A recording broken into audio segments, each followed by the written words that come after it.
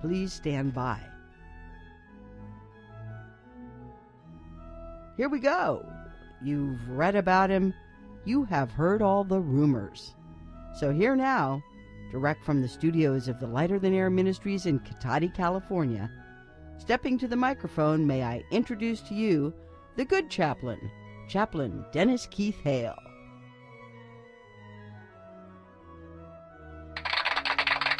Thank you very much, ladies and gentlemen. I am Chaplain Dennis Keith Hale, and I've just come in from a very important pastoral visit to a gentleman whose days are numbered, who we've had the pleasure of helping through this ministry, and we introduced him to something he hadn't tried in many years, and he expressed today to me how wonderful it was.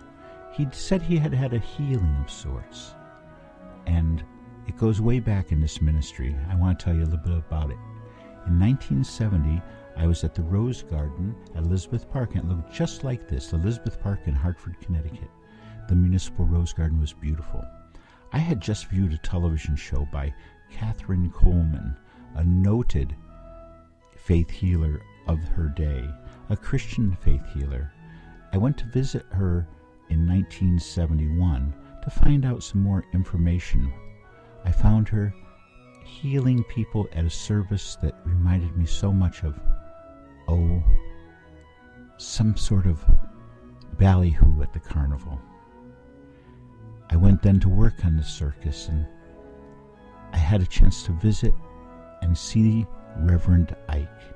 And Reverend Ike told me about the church of here and now, not by and by, no pie in the sky, but I realized it was a ministry of prosperity. And all these churches, the Reverend Ike, Catherine Coleman, offered you a chance for a hereafter. I knew better. And I dedicated my life, and I refused at any time to accept money for helping people whenever and wherever I could. I took leave of my world and sailed my sailboat down to Puerto Vallarta, Mexico. And there I found the saddest community, for there an entire hotel had been purchased, ironically, on a beach in Puerto Vallarta, Mexico. And the beach's name had so much to do with my discovery of these men. For there was 41 men that I was aware of at the Playa de los Muertos, the beach of the dead. And they knew that. With great irony, they selected this spot. And there I started making music for the people who were at the end of their life. In this case, it was those suffering through AIDS. And at a pool party I hosted, I found how important music was to these people. Music was so important, and I changed my way of thinking about life. I had worked in radio, but I knew something more needed to be done. When I returned to the United States, I got a job selling a religious artifact entitled The Cross of the Millennium. My seminary teachings, I knew how to interact with people regarding religious icons, and I saw how important it was to these people. Today, I've returned from visiting a friend whose time is numbered, a man who's taken this ministry and offered whatever he could as insight into our operations on serving the terminally ill. Much of the work I did in the past 10 years was sponsored by my job I had, selling TVs. It was my 79th job, and it turned out to be my last one. Because now, I too am ill, and have decided to work towards a higher goal and to put every day I had where I was able into the helping of those who need help. I'll be right back to tell you more.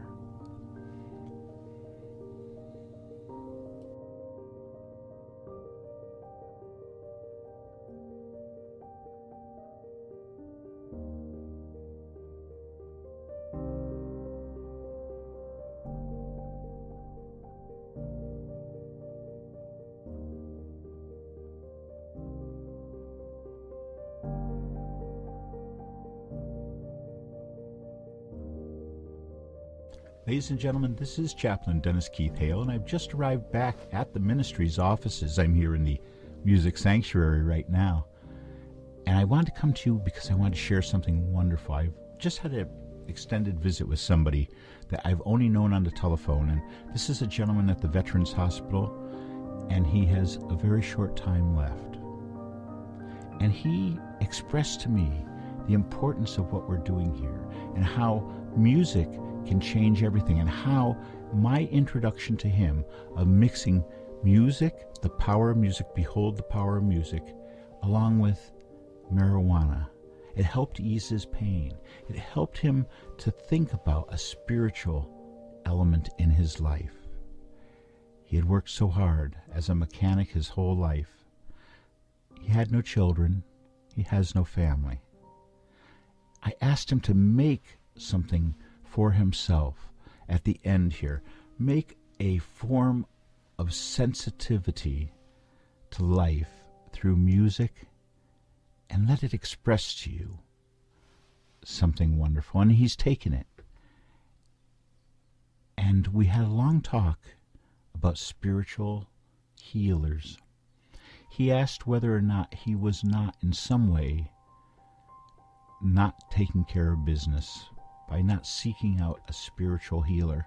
And I explained how this ministry has been recently informed of healings through music, healings through a mixture of music and marijuana.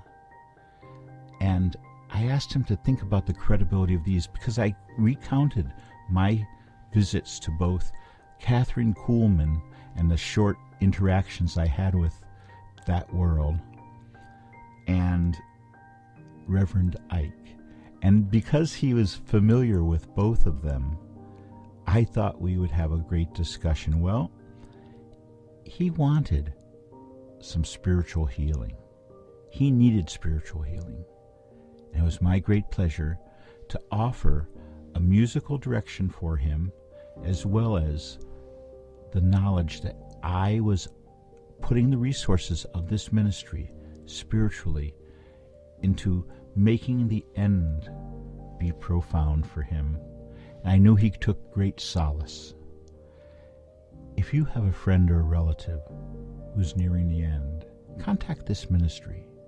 If you yourself are ill and are lacking a spiritual direction, please get in touch with our ministry.